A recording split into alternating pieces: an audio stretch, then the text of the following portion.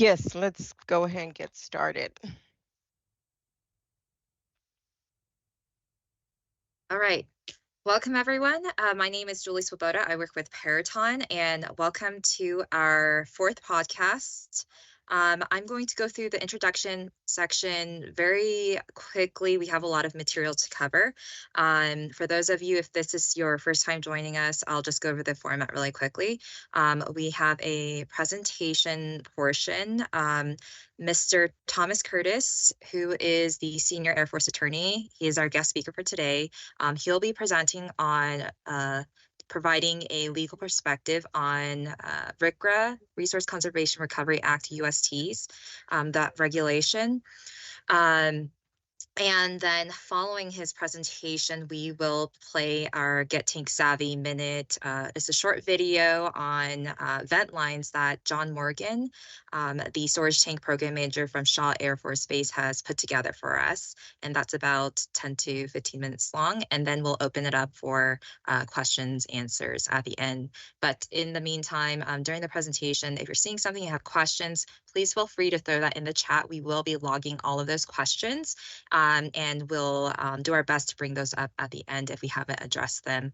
And those will all be noted, and we'll provide responses in our help and system and documentation. And every podcast is recorded, and we'll provide links to view those in APIMS as well. And Julia, did you have anything you wanted to say before we kick it over to Mr. Curtis? I just want to say a real quick thank you to Mr. Curtis for agreeing to present at our podcast.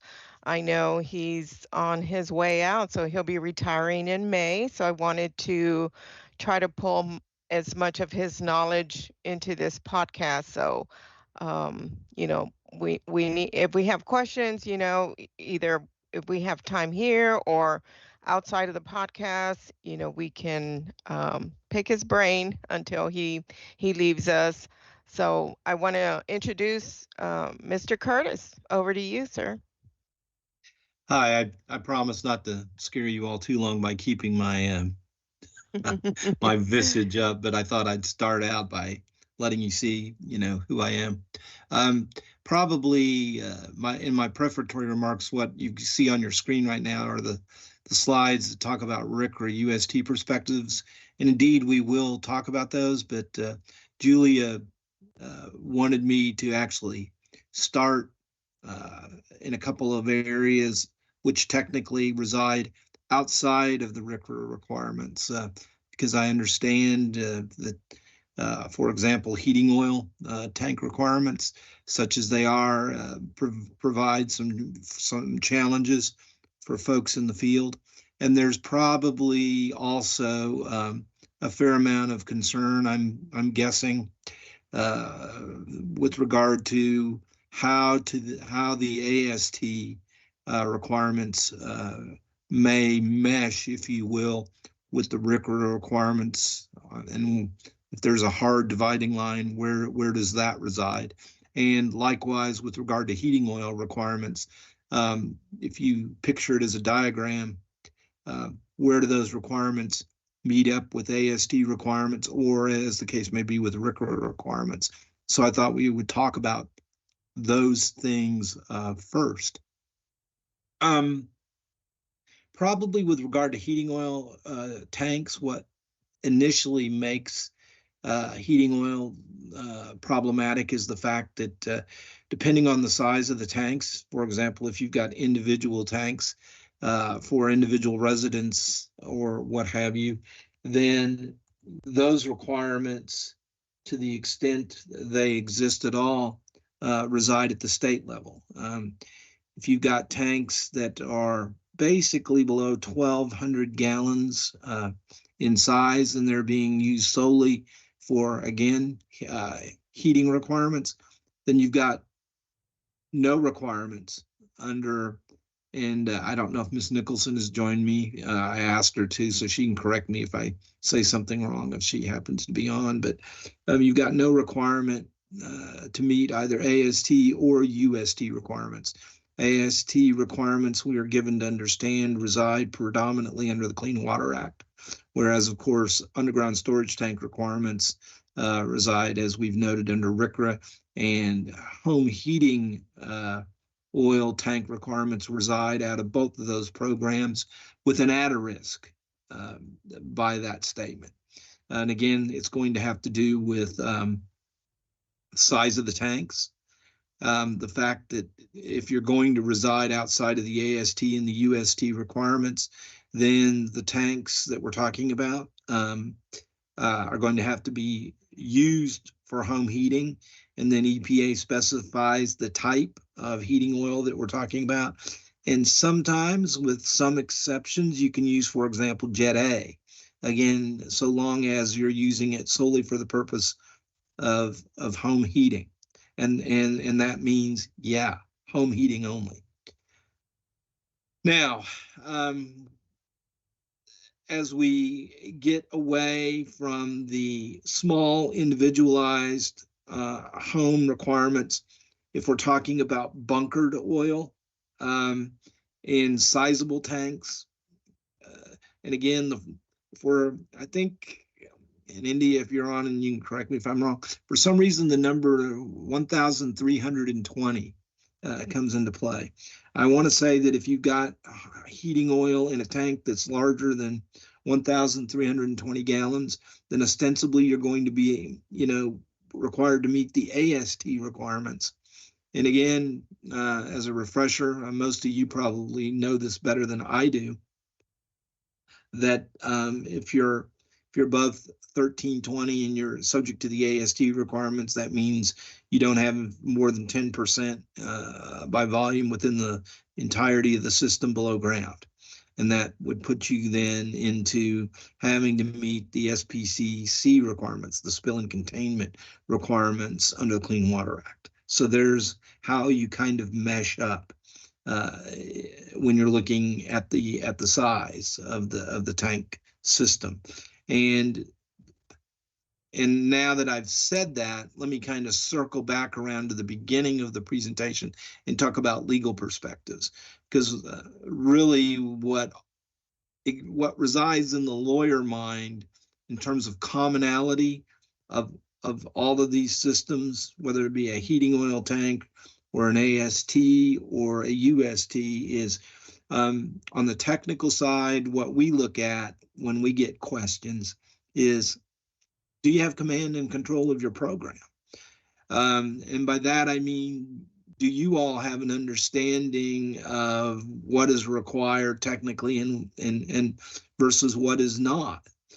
Because we're willing to entertain arguments, for example, that no, that tank may remain in service, providing that we can document that we've met, for example, the ANSI standard or the PEI standard or the STI standard. And, we will defer to your expertise because the commonality here in the tanks program from the legal perspective is doing those things necessary to what? Prevent releases to the environment, unauthorized releases to the environment. And so what we're looking at is whether you've got a heating oil tank or whether you've got an AST or whether you've got a UST is, do you have the programming and funding in place to be accomplishing what you need to be accomplishing? And the problem with heating oil tanks in particular, and I suspect that's why Julia wanted me to bring it up, is your programming issues can be difficult because the default is, well, we don't have an AST requirement or we don't have a USD requirement. Therefore, the funding priorities slip when we're talking about potential maintenance of heating oil systems.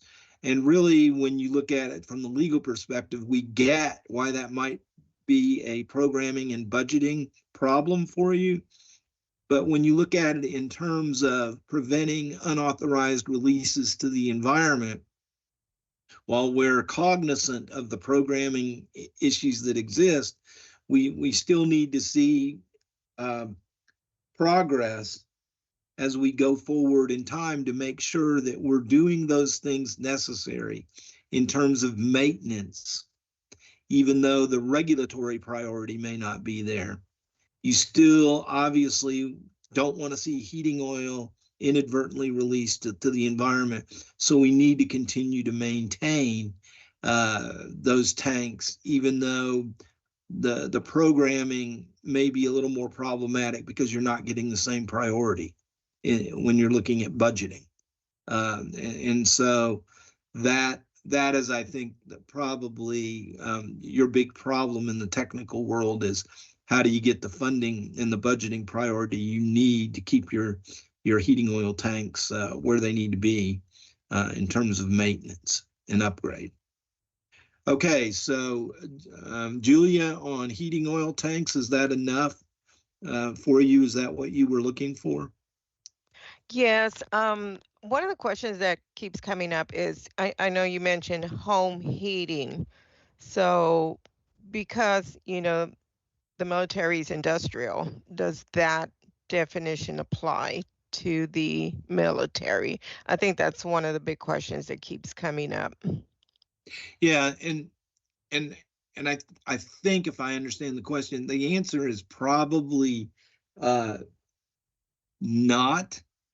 Although I think it's debatable because what you move, like if you actually now you see that picture that's actually up on the screen. If you're talking about bulk fuel facilities, even if you've got a bulk fuel facility where the fuel in a tank is being predominantly used for home heating because of the size of the facility and the amount of material contained within a tank, then I think it is arguable at that point that you've come under the AST requirements for bulk fuel as distinguished from home heating oil exemption. And I think that, and you can actually go to the EPA government website on USTs, and they give you kind of a wiring diagram that demonstrates what I'm talking about. So yeah, the home heating oil exclusion or exemption as it resides in these programs was designed to prevent the individual homeowner, by and large, from being subject to either the AST or UST rules as appropriate. But when you look at what the government does, especially in terms of bunkering large amounts of heating oil, I think becomes a really tough case to say that you're not included within the requirements, especially for AST programs, if we assume that most of your volume is above ground and not below ground. Thank you. That's perfect. Thank you so much. Yeah, and the link is I'll just say it. The link where the diagram is at that I'm referring to is EPA.gov/UST/frequent-questions-about-underground-storage-tanks. So if you punch that in, it should bring you up the diagram to which I'm referring. Thank you, Mr. Okay. Curtis. So I've got all these slides, right? And you all probably have more expertise on a day-to-day basis than I do, frankly, in how these programs get implemented. And by that, I mean in terms of, design and whether or not we're integrating the various requirements of a tank/piping program properly, whether we've got the right cathodic protection per the kind of material that we're using. And again, from the legal perspective, what are we looking at? We're looking at whether you can justify what you're doing. And that gets into basically the technical requirements, What are the STI standards that you're employing, the PEI standards, the ANSI standards? Are you employing them, for example, in a way that is consistent with what 40 CFR Part 280.33 says? You know, when we begin looking at operation and maintenance, can you justify how you use your cathodic protection? And so really, when you break it down, it gets into three basic parts. You're looking at whether your people are being trained, whether you have the right training for the FTEs, full-time equivalents, who are doing the work for you. Do you have the right number, if we're talking about like underground storage tank requirements? And this all came up in the 2015 editions, right? That by and large, we all had to have implemented by 2018 with regard to Class A, Class B, Class C operators. So I think the problem that you in the field have is that we're always confronted with change, people changing jobs, people changing assignments. And so your paperwork tends to trail maybe what is required under the rules. And the question is, okay, can we document that we have the right people with the correct training doing the right jobs, and can we document it in the paperwork? So that's your people. Then of course you get into, you know, the technical requirements about, do I have a steel tank? Do I have a fiberglass tank? Do I have a coated COATED tank? You know, what have you got? And so then the question is, are you doing the right things with regard to the kinds of tank you have? Do you have a lined steel tank? And if so, when is the last time it was lined? Do you have your knowledge on hand? Do you have your record showing that you've complied with the requirements for checking for corrosion on the inside of the tank? Can you document that the liner was installed properly? Can you document that you're checking the liner per the requirements, which I think are in what, part 280.21? So those things, you know, your technical requirements. And from a legal perspective, again, the questions we ask is, okay, why did you do this? And what standard did you employ? Because the Part 280 in particular, you know, requirements deal with what standard did you employ? And did you comply with the standard when you upgraded, for example, a tank, or when you upgraded your cathodic protection? And then of course there is the record keeping associated with, this is what we did and when we did it.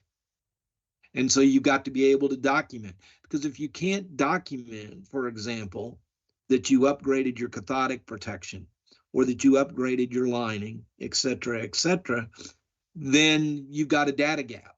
And the data gap essentially translates into, you can't show the regulator what you did.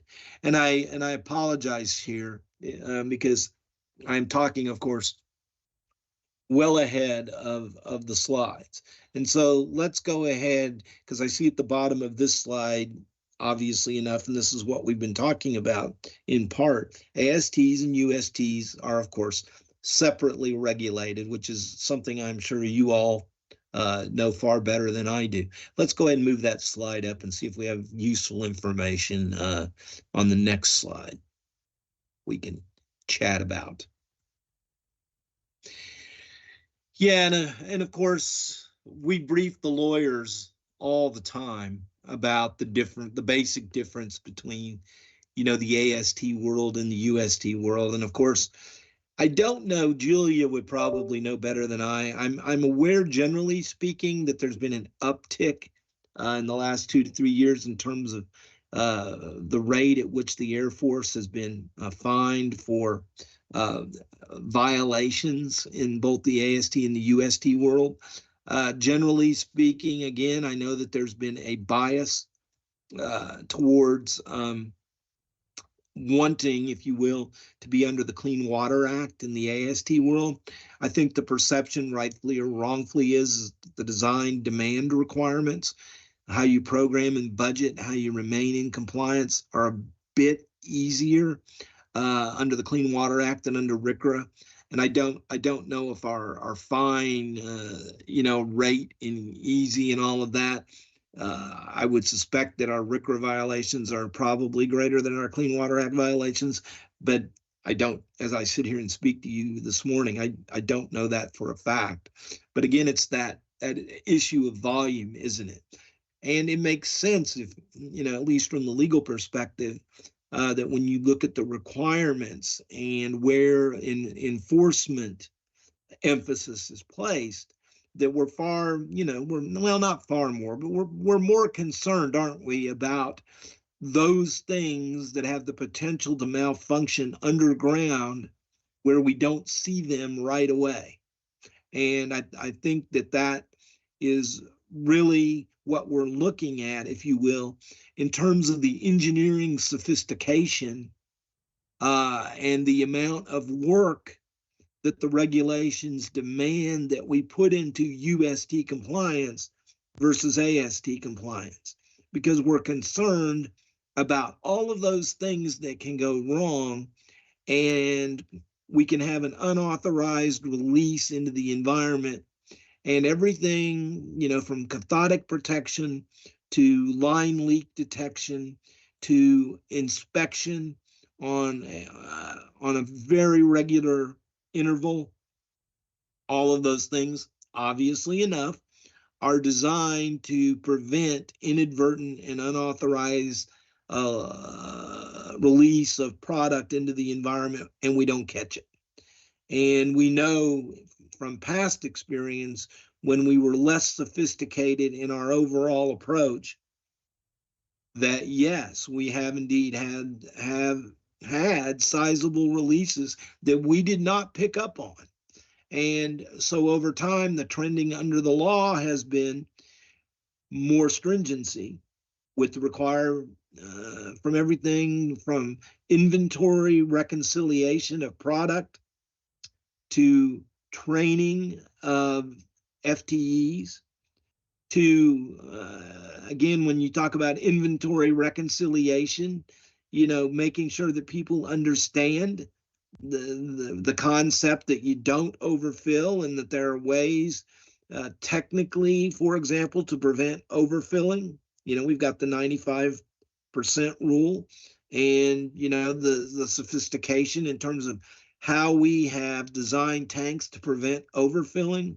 The idea that we now have to inspect tightness of our sumps, for example. All of those things that you see in terms of design are all put in place again for one simple purpose: to avoid inadvertent releases. And from a technical perspective, we know from having talked about this extensively at the time the uptick in regulations occurred in 2015, that this is a high tempo, high demand technical area. There's a lot of engineering involved here. There's a lot of safety involved here. There is a lot of things that can go wrong where you have to have people on the spot who understand the significance of what is going on when a bell or an alarm of some sort goes off, and how you respond to such alarms, because that's going to govern whether or not we have a small event potentially or a larger event. Next slide, please.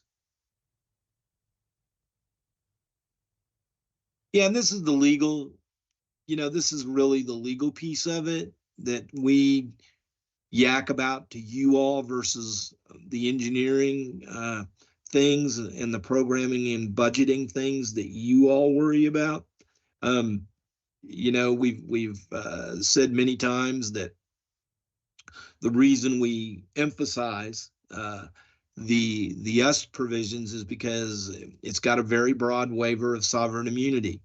And of course, what that translates for you all into running the program technically is this concept that the states play a large role in the implementation of this program. And as the program has evolved over time, they've played an even larger role. EPA continues to have oversight of state programs, but with a few exceptions, predominantly who you're going to be dealing with in the tanks programs are the state regulators. EPA's oversight, but as this program has evolved by design, most of the states have approved UST programs. I think maybe there's one or two out there that don't. Maybe somebody can correct me here, but I'm thinking like maybe Iowa doesn't. I'm not sure about Alaska, but I should emphasize too that in the modern era, even if you've got a state that doesn't have an approved program, we still don't want to get into firefights or food fights with those states because they can still attempt to enforce their state program. All it really means is that if they don't have an approved program, EPA is not going to overfile on us because it's not been approved, obviously, enough by EPA. But that's the effect when we talk about broad waiver of sovereign immunity. That's what we mean. The federal government has said, no, the states can regulate and regulate you extensively here. And they can be more stringent in terms of what they demand of us at the state level than what the federal program otherwise requirement. What the federal program might otherwise require. And that gets into all aspects of the program. It might affect training. It might affect how you design a tank in a given state because they have more stringent type requirements. And that's a headache for you all. And we get that because if some states have variables that are more stringent than the federal program, you've got to keep track of what those requirements are for budgeting purposes, so that you can try to stay ahead of what is required at the state level as well as at the federal level. And I think I've covered everything on this slide, more or less. So let's move, please, to the next slide. Yeah, this is largely overcome by events. This is simply implementation, and because of where we are in time, presumably all of this has already come to pass. Some of you all may be smarter than I am in terms of, whether some states are creating or exhibiting the ability to be more of a challenge to us than other states where compliance is concerned. So next slide. Yeah, and this is what I've already referred to all of this because this is technical stuff, isn't it? You got to know your tank, and when we hear of an alleged violation on the legal side, well, we're going to say, well, what kind of tank do you have? You're not dealing, hopefully, with incompatible materials where you got steel and fiberglass joined up at some point for incomprehensible reasons, and then you can tell us. Again, under the standards, set forth, because the regulations deal heavily in saying, well, what's the industry standard? And so when we come to you and say, okay, you're asking us to defend you because you're saying a regulator is being unreasonable, they're being arbitrary, they're being capricious in terms of their administration of the regulations as applied to the Air Force, then our response is, okay, well, explain to us why that is so. If you think you've complied with the requirements, explain that, and can you document it? And again, that gets back to the paperwork, doesn't it? It's like, okay, if you're going to do something, then not only do you document that you accomplish it, but you make sure your paperwork's in order so that the paperwork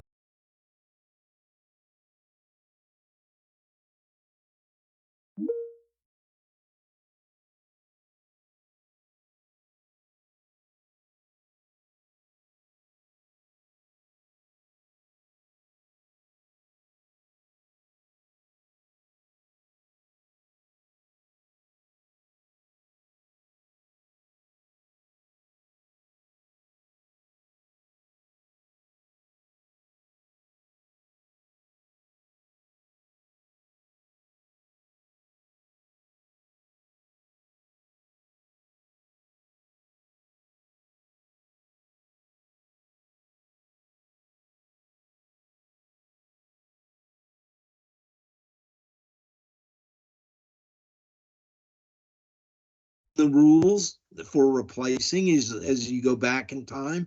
You all know this better than I do, that once you get at the 10, seems like the 10-year point is where they really begin to look at what you're doing. And if you got something, if you got tanks, I think what's the magic date? New tanks installed after April 2016 versus tanks installed before then, they really begin to look at, well, okay, you're allowed to retrofit older tanks, but you better be able to document that you've done it well. And that's where all your corrosion control inspections or holes, where you document that your liner is still performing up to snuff, all of those things. And you got to be able to tie it to a standard, whether it's a PEI standard, an ANSI standard, an STI standard. Document what you're doing, document how it ties to an acceptable standard that the regulators will accept under the Part 280 requirements. And so, yes, this very much, gets into the technical side, and all the lawyers are doing when we come along is saying, well, can you document that you've met these standards in terms of the age of your infrastructure, what you did to upgrade the infrastructure? Did you document how you upgraded the infrastructure? If you went, for example, from a passive cathodic system to an impressed system, did you document that? Did you document how you installed it? Stuff like that. Because those are the things that we look at in terms of assessing how our activities in regards to trying to stay in compliance, did the things that we accomplished make sense under the rules? Next slide, please. Yeah, and again, I'm really yakking back at you about technical requirements that are more on your side of the aisle. I'm just saying that, again, this is consistent with what I'm saying, that make sure that what you're doing makes sense in terms of the kinds of materials that we're dealing with. Next slide.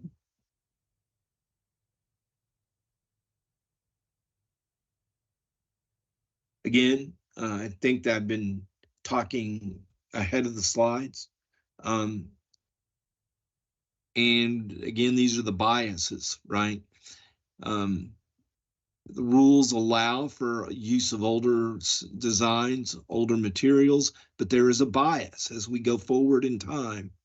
And this slide simply is addressing that bias. Next slide. Yeah, and again, we're talking about biases, that the older something gets, the more attention need be paid.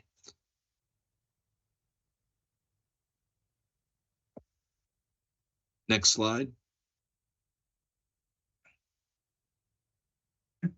Yeah, and again, I mentioned this a moment ago. You want to, if you can, you want to avoid use of inconsistent materials, because you all know better than I do that trying to link up, PVC with galvanized metal can be a real problem. And so once again, you'll notice, I think here I cite to the APA 1631. All we're talking about is, can you document that what you're doing is consistent with the requirements? Because the rules place a heavy emphasis on your being able to document that. And as lawyers, that's what we're looking for. Oh. Next slide.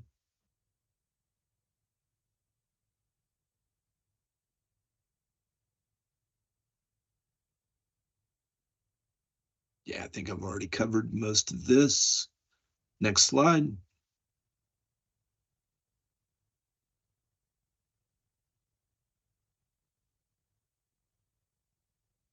Yeah, again, we're just getting into different aspects. The cathodic protection issue, that's kind of a headache. I think I mentioned a moment ago, as we go forward in time, the bias is towards what I would call active versus passive cathodic protection. So we're just talking about what the requirements are. And again, citing to a standard. Next slide. Yeah, here's that April 11th, 2016, and how that's kind of a magic date in terms of, requirements. And again, what the lawyers care about is that records thing. I cannot overemphasize how important good records are to helping us document compliance. I know it sounds obvious, but good records matter. Next slide.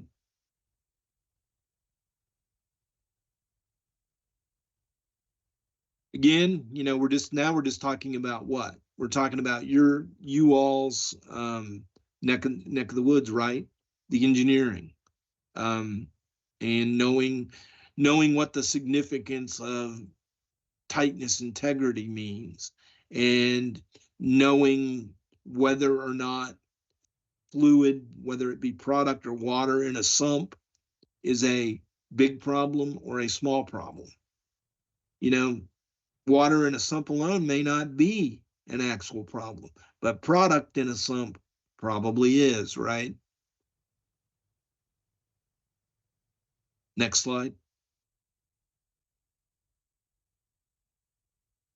Yeah, and again, just aspects of the program, talking about, the bias as we move forward in time, right?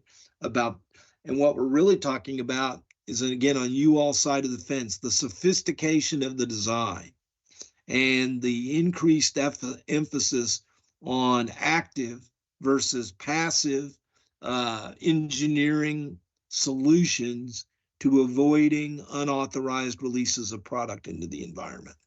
And as we move forward in time, the bias is towards active engineering, what I would call active engineering design versus passive engineering design. At least that's my perception as a lawyer of what's going on. Next slide.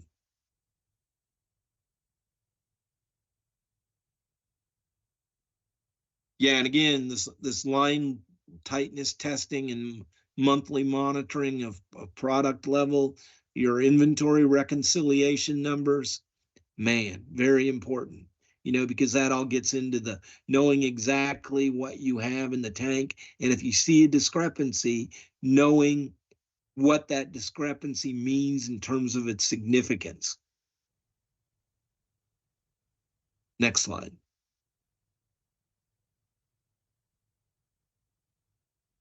And Julia here, I know we're getting short on time. So I'm going over, again, all these engineering requirements. This may not benefit folks on here as much as getting to your video. So if I'm running out of my segment, you need to stop me and get to the other, jump in. Okay. Yeah, Julie, we still have a little bit of time, right? We'll have about 5 minutes, 5 to 6 minutes at the end for questions. Okay. If we want to still hang on or allow Mr. Curtis to speak, and then we can still grab all the questions while people are chatting. Okay. Yeah, we can always answer questions through a document if we need to do that. Okay. So, I mean, if we need to, do you want me to keep talking, or do we need to get to the video that you all were? You probably have about maybe another 5 minutes if that Okay. works. Okay. Okay. Good. All right. Next slide then, please. Yeah, and this is just what I was talking about earlier, right? And of course, the training certificates and the increased emphasis on having qualified personnel who understand the significance of, for example, what fluid of some type in a sump means, understands inventory reconciliation and what those tapes mean. man, oh man, this is a really important slide here. And as we sit here and speak, you all probably have better fidelity than I do in terms of, are we getting this done? Because this is tough. Again, well aware of the fact that people change jobs all of the time, but having the right people in the right places with the right training and keeping that paperwork updated so that the regulators at a glance can tell that you've got the right people in the right places at the right time.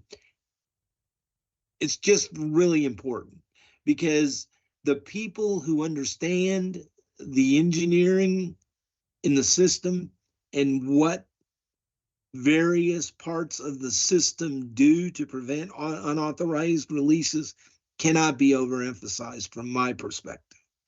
This is the stuff that we really care about, is, can you document your FTEs? Can you document your repairs and your upgrades?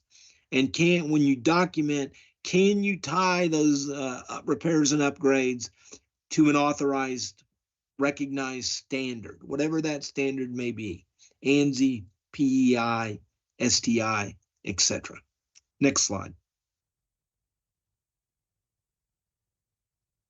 Yeah, and again, this is just giving you the overall requirement in terms of what each class of operator needs to know, and it gives you, what we talk about on our side, the Energy Policy Act of OT5, a big deal, and then the implementation of the FTE training requirements in the Part 280 requirements.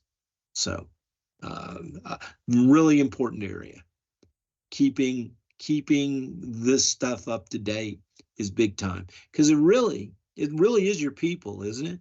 I mean, if your people don't understand the significance of the engineering that goes into how their system works, then they're not going to be in a position to know when they've got a real problem. And so this one's big. Next slide. Yeah, and of course, when we talk about your people, we're talking about knowing when they do their walkthroughs. Again, what does fluid in a sump mean?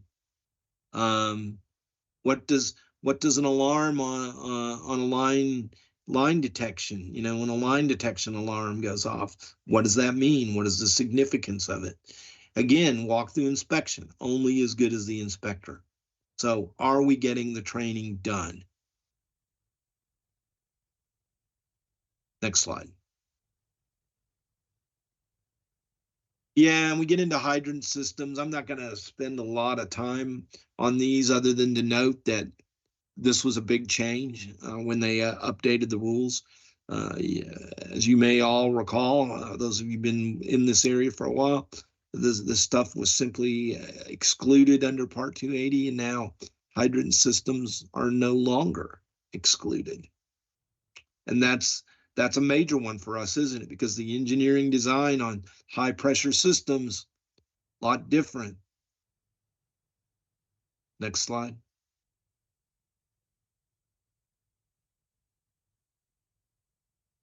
Yeah, this is I know I sound like a broken record here, but this was a good one to conclude on, is that from a lawyer perspective, you just can't foot stomp the value of sound record keeping. And yeah, you can be doing everything right, but if you can't document it, you're still in non-compliance. So the lawyers love the paperwork. If you really want the legal perspective, that's it. The lawyers love the paperwork. Be able to document what you did. Okay. Thank you, Mr. Curtis. Appreciate the information and the slides. Information was relevant to our team. So I think we're going to go ahead and go on to the short video. And then if we have a little bit of room for questions, we might do that. Right. And as you noted, I can always, yes, follow sir. on later. Yes, sir.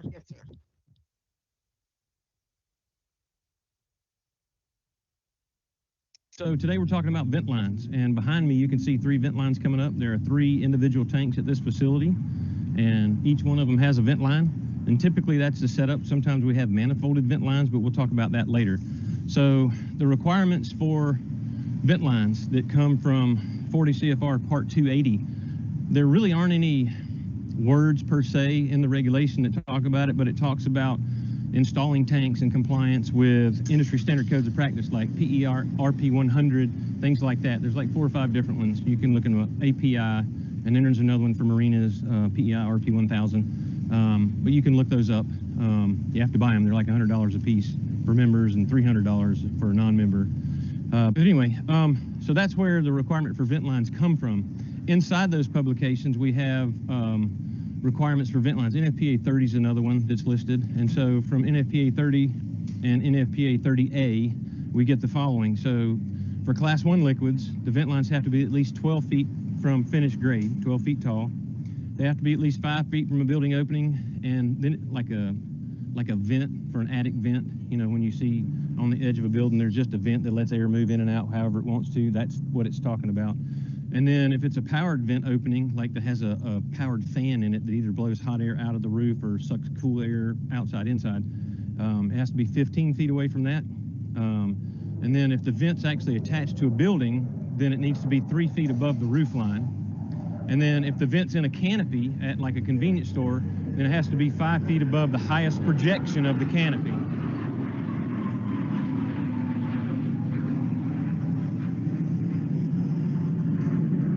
So then one of the next requirements are vent line rain caps. And if you look at the top of these vent lines, you can see that they have black rain caps on them. Those are some of the older ones. Here's a newer one. This is a vacuum pressure vent. And we're going to talk about these a little bit later, but basically they only let the tank breathe in and out when it has to for Class 1 liquids. Class 2 and Class 3 liquids aren't required to have a pressure vacuum vent. We'll talk about that later. So the other thing that vent lines really need is protection from crazy drivers. That's not in the regulation either, but if you have vent lines that are near a traffic area, then you really need to have bollards surrounding them. I don't know how many times I did inspections where somebody had driven and backed up into the vent lines and they were bent over at like this kind of angle. So then the top of the vent lines were only about 7 or 8 feet off the ground, which doesn't meet the standard. And then they may have been crimped off at the bottom, where if you take the pipe and bend it, a lot of times it squeezes down and it might crimp it shut, and then it might not have venting at all. For sure not enough venting during a delivery. So those are the things you need to look at to make sure that the vent lines look like they're in good shape and that they have a rain cap keeping the water out in some fashion. And those technically should be inspected once a year and taken apart so you can clean the screens and things like that. We'll talk about that later. All right, so let's talk about the height requirement for vent lines. So in the regulation, it refers to industry standard codes of practice. That's where we get the requirements for vent lines, because there's no real verbiage in the regulation. And so in those industry standard publications like PEI, RP 100, or NFPA 30, or a couple more, API, it gives us the height for vent lines. And the requirement for Class 1 liquids, that's volatiles like gasoline, the requirement is to be 12 feet above grade. So let's check and see if these are 12 feet above grade. Looks like they are, because I can't dunk it like a basketball. So we're going to measure them real quick.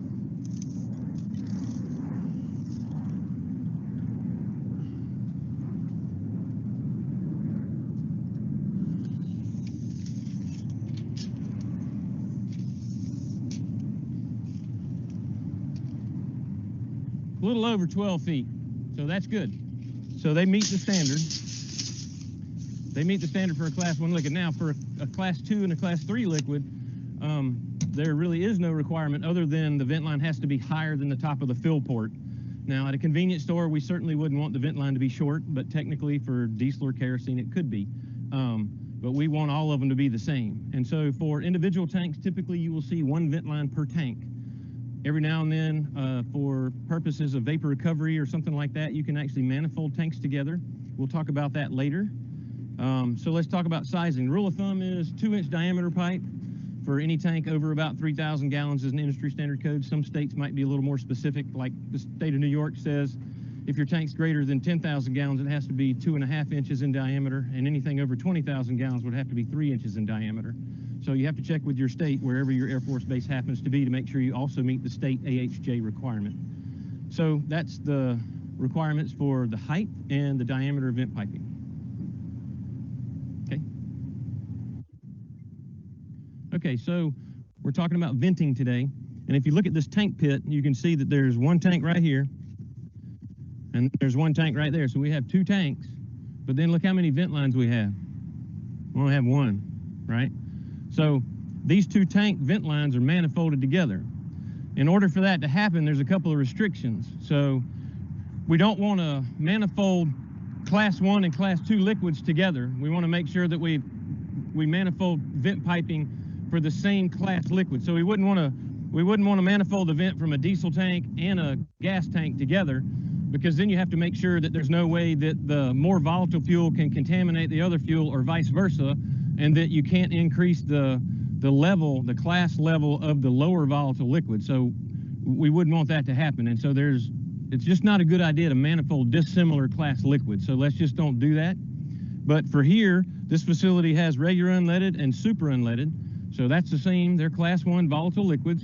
So then they could be manifolded together. So that's why this vent line looks much larger than the ones that we saw that were individual vented for individual tanks at the other station we were taking a video at.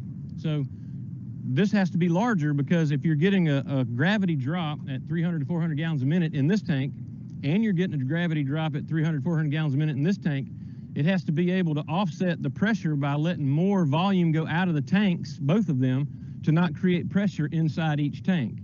So for the facility we were at before that had a 2-inch vent line for each tank, it only had one delivery port.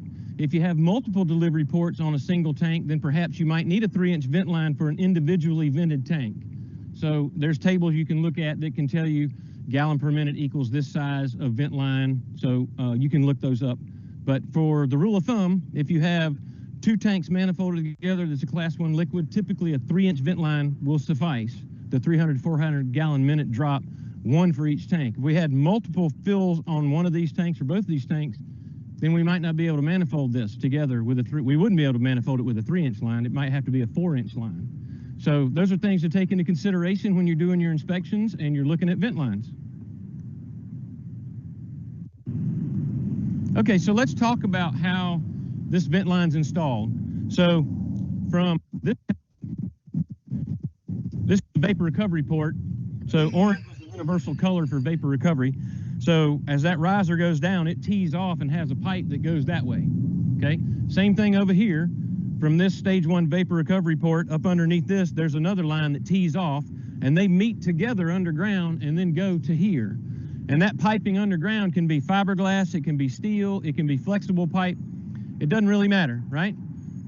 But once it goes above grade, it has to be steel. It can't be fiberglass, can't be flexible. It needs to be steel. That's the requirement, because it has to meet a fire rating, right? So flexible piping is going to burn. Fiberglass probably going to crack if it gets really, really hot. And so that's the requirement. Okay, so let's talk about how the vent line is installed, right? So we talked about it running underneath here. So we want the line to slope from that point underground back to the tank, right? We want it to slope downward toward the tank. Not a lot. And we want to make sure that there's no dips in the pipe. We don't want it to come here and then go down and then come back up and then go to the tank. So we want any liquid that might condensate inside to be able to roll back to the tank and drip into the tank. If we have a low point in the vent line and it fills up with water, then we can create a pressure problem inside the tank, whether that be vacuum pressure or pressure during the delivery. If you got a vent line that's full of water and it's having to burp or gurgle to try to get through that water trap, then oftentimes you can create enough pressure inside your tank to create a crack in a seam somewhere. So we don't want that to happen. So the vent lines have to be installed properly. They have to be properly bedded, just like product piping, and slope back to the tank so that we don't have any dips or sags. Okay, so there's a couple things I forgot. We need to talk about if you have a facility that's in a high snowfall area, your vent line must extend higher than the snowfall. So you might need to have a vent line that's 12 or 15 feet tall if you're in an area that gets lots and lots of snow. Because if the snow blocks the vent line, then you're going to have issues, especially if people are actually able to get to the facility to fuel. You're going to have problems with vacuum pressure being created inside the tank as they pump the liquid out. So if you're in a high snow area, remember your vent line has to extend past the top of the snow, whatever that may happen to be. Okay, so we're going to talk about vent line caps, Some people refer to them as rain caps. There's a couple different kinds. You have some that are open to the atmosphere all the time that let the tank breathe in and out whenever it wants to with no restriction. And so this is one of those. You can see there's set screws on the side, so it just sits over the top of the pipe. It's not threaded on, and you just tighten the screws and it keeps it from moving. And the primary reason for a vent line cap is to keep rain out and to keep other things from going in, like bugs and dirt dauber nests and leaves, and you don't want other things to get in it to obstruct the pipe.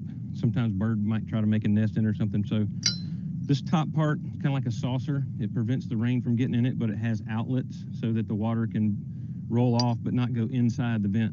So inside there's a screen, which according to manufacturer's instructions and industry standard codes, you should clean the screens periodically, preferably once a year. But the screen keeps bugs from going inside and actually blocking the vent line. Why is it important if we got a blocked vent line? What would happen? Well, let's think about it. When you drop a gallon of fuel in, a gallon of air's got to go somewhere. We don't want pressure to build up inside the tank, right? And so if the air can escape when you're having a delivery, then we pressurize the ullage space, the air space in the top of the tank. If we create too much pressure, we can actually crack the tank, and that would be bad. So let's talk about the next generation of vent line rain cap. This is intended for Class 1 liquids. And if you can see here on the front, it has the cracking pressure for pressure and the cracking pressure for vacuum pressure. It's in inches of water column, so we can see that. And these are the testable pressures. All right, so let's talk about how it works. Let me get this top off. Okay, so it's kind of similar. It has screens to keep bugs from getting out, and there's actually a screen on the bottom here too, so it's doubly protected. So let's take the screen off. And then for this to work, what happens when you get a delivery, you create pressure inside the tank, right? So the air is trying to get out. Well, notice there's this little cup. This is machined aluminum. It's a little heavy, and it fits inside here like this, right? And so what happens is for the tank to breathe out so we don't create pressure during the delivery, the air being forced out the vent line actually makes this little cup float on the air pressure so that the air can be released through these 4 vent holes inside. So we can see that. All right, so, and here's the cup. So it's machined aluminum, and it's got a little valve in it. Let's talk about the valve. So when this is sitting here and people are pumping product out of the tank, that creates vacuum, right? Because when the liquid gets pumped out of the tank, it wants to draw air into the tank. And with this open to the atmosphere vent, that happens with no issues, right? Nothing happens. It just kind of breathes in and out whenever it needs to. With this pressure vacuum vent, we only let it breathe when it has to. And so for the vacuum pressure between 6 and 10 inches of water column, once it gets over 6, this little valve will open and let the tank breathe in. So let's look at it from here. So here's the cup and here's the valve. So when we create internal vacuum pressure, then this valve opens to let the tank breathe in. So when it needs to breathe in, this pops open and lets it breathe. And then it closes back. When the pressure equalizes, it closes, right? So that's how it works. That's how this vacuum pressure vent cap can allow the tank to breathe in when it needs to and only breathe out when it has to. The reason these were created, the new air standard requires this type of venting for Class 1 liquids so that we don't release Class 1 vapors to the atmosphere and kill ozone.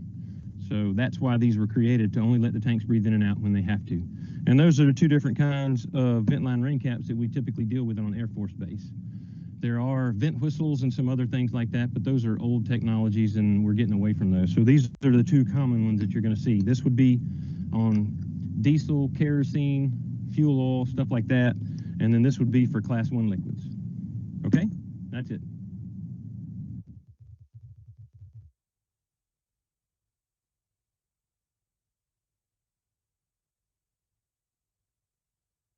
All right, so it looks like we're right on time.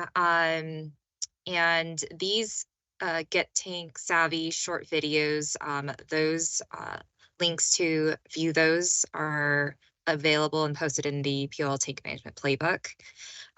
Julia, we are able to hang on for a couple more minutes if people had any questions.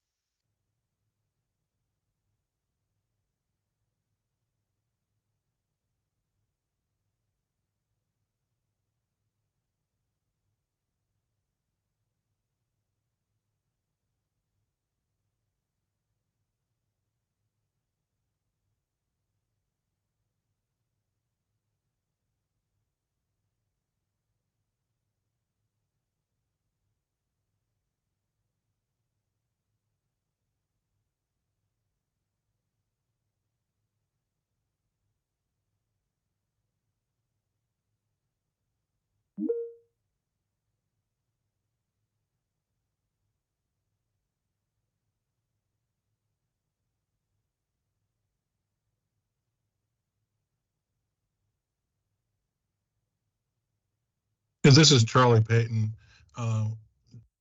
Trey Morgan is out. He's the one that did the video, the tank savvy video.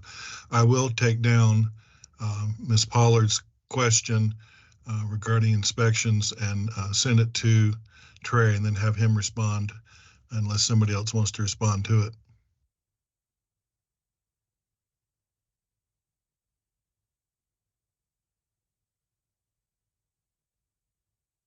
Yeah, so I don't think Trey is on right now. So on our end, we're also logging these questions as well. So we'll want to make sure that these are, we'll get a response from one of our experts or SMEs, and we'll follow up on that and provide that response in the STAR podcast Q&A document in APINS. Thank you, Mr. Payton.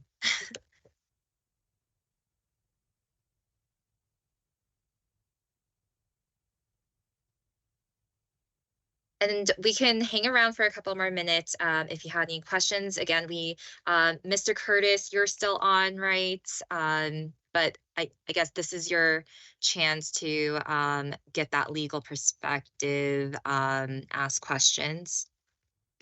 Yeah, I just like I like the presentation because again it emphasized the technical design and I like that because that's the whole purpose of the increased inspections, right? I mean that one aspect of the design of a tank system and whether venting is properly occurring. Very important. And so, yeah, the lawyers are kind of on the exterior of the balloon, so to speak. You all are on the interior of the balloon, keeping track of everything that has to go right for the system to work properly. And again, repeating the obvious perhaps, but I think that's why the programming and budgeting aspect is so important because you got to stay on top of all this stuff. I mean, obviously enough, it's all subject to wear and tear, right? It all has to be maintained on a routine basis. I think in the video presentation where he said you got to make sure you're actually getting venting, that your pipes aren't getting bent. The idea that you got to have pipes higher than your snow level. That frankly, I never even thought about that. That's good stuff. The point where you had to have metal above ground because of the NFPA standard, very important. So then the question is, okay, how does that metal, for purposes of the design, get joined to different material below ground? Because when you start again joining potentially incompatible materials together, your potential for leaks goes up at that point. And so you got to be looking at those things in terms of what your line leak detection and your inventory reconciliation. So good stuff. Good stuff. Thank you, Mr. Curtis. Do we have any other questions?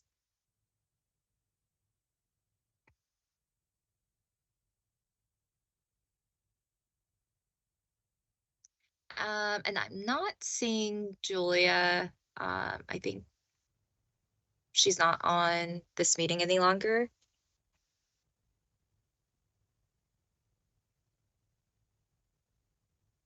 Julie, she had to drop off for another meeting. Oh, okay. Thanks, Chris.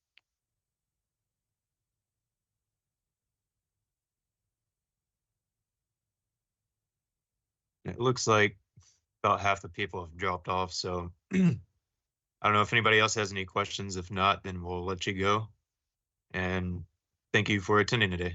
Thank you. Yes, and again, thank you, Mr. Curtis, for providing that presentation and providing your legal expertise. And I know we do get that heating oil question a lot, so thank you. Yeah, thank you for the opportunity. And I'd also like to thank my colleague, Ms. Nicholson, even though we didn't draw on her expertise today. Please be aware that she is an invaluable resource, especially if you encounter AST issues under the Clean Water Act in particular. So thank you, India, for taking time to be on this today. Appreciate it.